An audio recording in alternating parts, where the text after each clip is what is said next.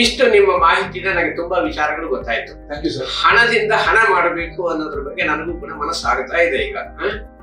ಅದಕ್ಕೆ ಸ್ಕಿಲ್ ಬೇಕು ಅನ್ನೋದನ್ನು ಹೇಳ್ತೀವಿ. ಆ ಸ್ಕಿಲ್ ಅನ್ನು ಕೂಡ ಕರಗತ ಮಾಡ್ಕೋಬೇಕು. ಆದ್ರೆ ಇನ್ನು ಹಣ ಮಾಡುವ ದಾರಿಯಲ್ಲಿ ಒಂದು ಡೈವರ್ಷನ್ ಇದೆ. 2 ದಾರಿ ಅಂತ ನನಗೆ ಕಾಣ್ತಾ ಇದೆ.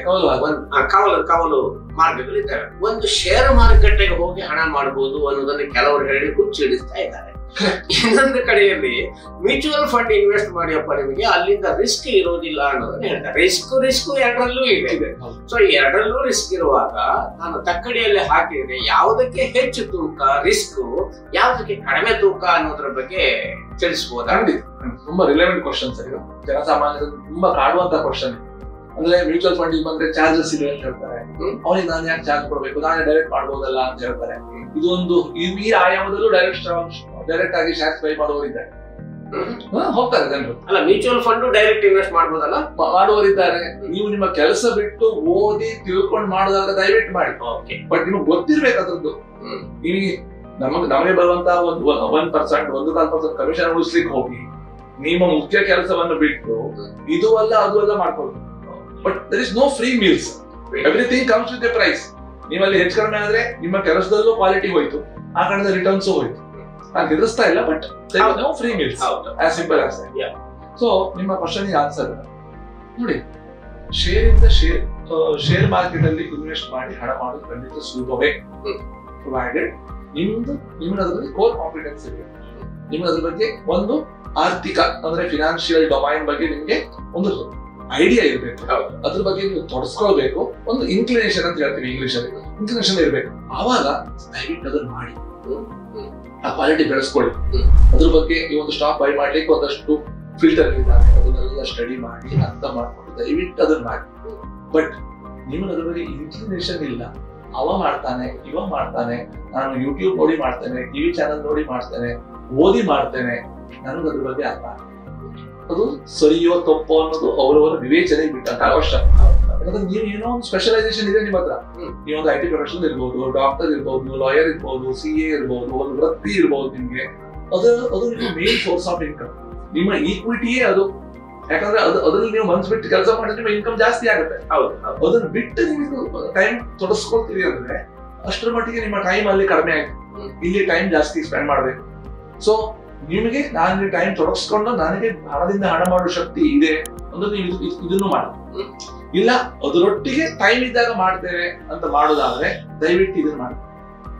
ನಿಮ್ಮ ವೃತ್ತಿ ಮಾತ್ರ ಮುಂದುವರ್ಸ್ಕೊಂಡು ಹೋಗಿ, ಅದು ನಿಮ್ಮ ಈಕ್ವಿಟಿ, ಅದು ನೀವು ಗ್ರೋ ಮಾಡಿ ಅಲ್ಲಿ ವೆಲ್ತ್ ಬರುತ್ತೆ. ಹಣದಿಂದ ಹಣ ಮಾಡ್ಲಿಕ್ಕೆ ನಿಮ್ಗೆ 3 option: stock market, gold, real estate. ಇಲ್ಲಿ ಹಣ ಮಾಡಿ, ಟ್ಯಾಕ್ಸ್ ಕಟ್ಟಿ, ಫಿನಾನ್ಷಿಯಲ್ ಪ್ಲಾನಿಂಗ್ ಕರೆಕ್ಟ್ ಆಗಿ ಮಾಡಿ, ಅಸೆಟ್ ಅಲೋಕೇಶನ್ ಮಾಡಿ, ಇದೆಲ್ಲದಕ್ಕೂ ಮೀರಿ ಬಜೆಟಿಂಗ್ ಕರೆಕ್ಟ್ ಆಗಿ ಮಾಡಿ, ಮ್ಯೂಚುವಲ್ ಫಂಡ್ಸ್ ಅನ್ನು ಸಿಲೆಕ್ಟ್ ಮಾಡಿ, ಒಬ್ಬ ಎಕ್ಸ್ಪರ್ಟ್ ಅನ್ನ ಅಡ್ವೈಸ್ ತಗೊಳ್ಳಿ, ಎಕ್ಸ್ಪರ್ಟ್ ನ ಹೆಲ್ಪ್ ತಗೊಳ್ಳಿ, ಇನ್ವೆಸ್ಟ್ ಮಾಡಿ, ಹಣದಿಂದ ಹಣ ಮಾಡಿ, ಕೂಲ್ ಆಗಿರಿ, ಲೈಫ್ ಲೀಡ್ ಮಾಡಿ. ಇದು ನನ್ನ ಸಲಹೆ ಸರ್.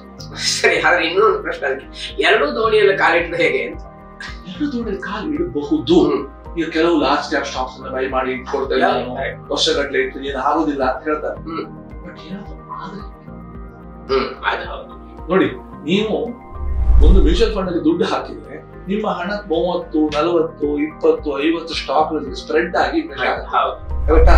ಅದೇ ನೀವು 50 ಸ್ಟಾಕ್ ತಗೊಳ್ಳಿಕ್ಕೆ ಆಗೋದಿಲ್ಲ, 5 ಸ್ಟಾಕ್ ತಗೊಳ್ತೀವಿ. ಆ ಸ್ಟಾಕ್ ತಗೊಂಡ್ರೆ ನಾನು ಉದಾಹರಣೆ ಹೇಳೋದು, ಅದರಲ್ಲಿ ನೀವು 100 ರೂಪಾಯಿ ಹಾಕಿದ್ರಿ, 1000 ರೂಪಾಯಿ ಹಾಕಿದ್ರಿ, 6 ಸ್ಟಾಕಿಗೆ ಸ್ಪ್ರೆಡ್ ಆಗಿರೋದು. ನಿಮ್ಮ ರಿಸ್ಕ್ ಆ 6 ಸ್ಟಾಕಿಗೆ ಸೀಮಿತ. ನಿಮ್ಮ ಹಣದಿಂದ ಹಣ ಮಾಡೋದು ಕೂಡ ಆ ಸ್ಟಾಕ್ ನಿಂದಲೇ. ಸೊ ನಿಮ್ಮ ರಿಸೋರ್ಸಸ್ ಲಿಮಿಟೆಡ್ ಇದ್ರೆ ಅದರಲ್ಲಿ 1-2 ಕಾಲ್ ತಪ್ಪು ಹೋದ್ರೂ ಕೂಡ ನೀವು ಹಣ ಕಳ್ಕೊಳ್ತೀರಿ. ಒಂದು ಲಾಸ್. ಇನ್ನೊಂದು ಬಿಗ್ಗೆಸ್ಟ್ ಲಾಸ್ ಯಾವ್ದು ಹೇಳಿ? Opportunity loss. ನೀವು ಇದನ್ನ ಉಳಿಸ್ಲಿಕ್ಕೆ ಹೋಗಿ ಇಲ್ಲಿಗೆ ಹೋಗಿರೋದು, ಅಥವಾ ನನಗೆ ಆ ಟ್ಯಾಲೆಂಟ್ ಇದೆ ಅಂತ ಹೋಗಿರೋದು, to some extent over confidence ಇಂದ ಹೋಗಿರೋದು. ನನಗೆ ಹೇಳಿದ್ದಾರೆ ಹಿಂದೆ ಫೈರಿಂಗ್ ಪ್ರಾಬ್ಲಮ್ ಅಂತ ಹೇಳ್ತಲ್ಲ, ಆಕ್ಚುಲಿ ಕರೆಕ್ಟ್. ನನ್ನ ಸ್ಪೆಷಲೈಸೇಷನ್ ಏನು? You should talk more with yourself. ನಿಮ್ಮ ಸ್ಟ್ರೆಂತ್ ಏನು, ನನ್ನ ಸ್ಟ್ರೆಂತ್ ಏನು, ನನ್ನ ವೀಕ್ನೆಸ್ ಏನು, ಅದನ್ನ ಅರ್ಥ ಮಾಡ್ಕೊಂಡು ಹಣದಿಂದ ಹಣ ಮಾಡುವ ಒಂದು ಕಲೆ. ಸ್ಟಾಕ್ಸು ಇದೆ, ಮ್ಯೂಚುವಲ್ ಫಂಡ್ಸು ಇದೆ, ರಿಯಲ್ ಎಸ್ಟೇಟ್ ಇದೆ, ಗೋಲ್ಡ್ ಇದೆ. ಇದನ್ನು ಕ್ಲೀನ್ ಆಗಿ ಪ್ಲಾನಿಂಗ್ ಮಾಡಿ ಇನ್ವೆಸ್ಟ್ ಮಾಡಿ ಹಣದಿಂದ ಹಣ ಮಾಡಿ ಅಂತ ಹೇಳೋದು ನಮ್ಮ ಸಲಹೆ ಸರ್. ತುಂಬಾ ಸಂತೋಷ ಆಯ್ತು. Thank you sir. Thank you sir.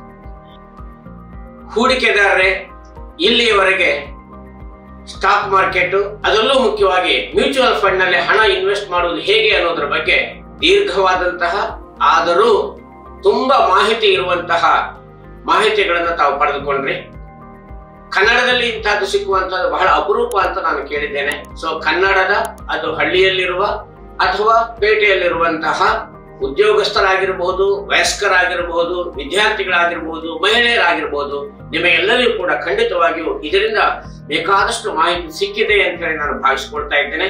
ಈ ಮಾಹಿತಿಯನ್ನು ಒದಗಿಸಿಕೊಟ್ಟಂತವರು ಸ್ನೇಹಿತರಾದ ಮತ್ತು ಇದೇ ರಂಗದಲ್ಲಿ ಪಳಗಿದಂತಹ ಹಲವು ವರ್ಷಗಳ ಅನುಭವವನ್ನು ಗಳಿಸಿದಂತಹ ARA ಫೈನಾನ್ಷಿಯಲ್ ಸರ್ವಿಸಸ್ ಅನ್ನುವಂತಹ ಸಂಸ್ಥೆಯನ್ನು ಹುಟ್ಟಿ ಹಾಕಿ ಬೆಳೆಸುತ್ತಾ ಇರುವಂತಹ, ಎರಡು ಕಡೆಯಲ್ಲಿ ಇದರ ಬ್ರಾಂಚ್ ಅನ್ನು ಕೂಡ ಹೊಂದಿದಂತಹ, ಜನ ಮಾನಸದಲ್ಲಿ ಉಳಿಯಬಲ್ಲಂತಹ, ಈಗಾಗಲೇ ಹಲವಾರು ಯೂಟ್ಯೂಬ್ಗಳಲ್ಲಿಯೂ ಕೂಡ ಸಾಕಷ್ಟು ಮಾಹಿತಿಗಳನ್ನು ಚಿಕ್ಕದಾಗಿ ಬಿಟ್ಟಿರುವಂತಹ ಮಾನ್ಯ ಶ್ರೀಧರ್ ಅವರು.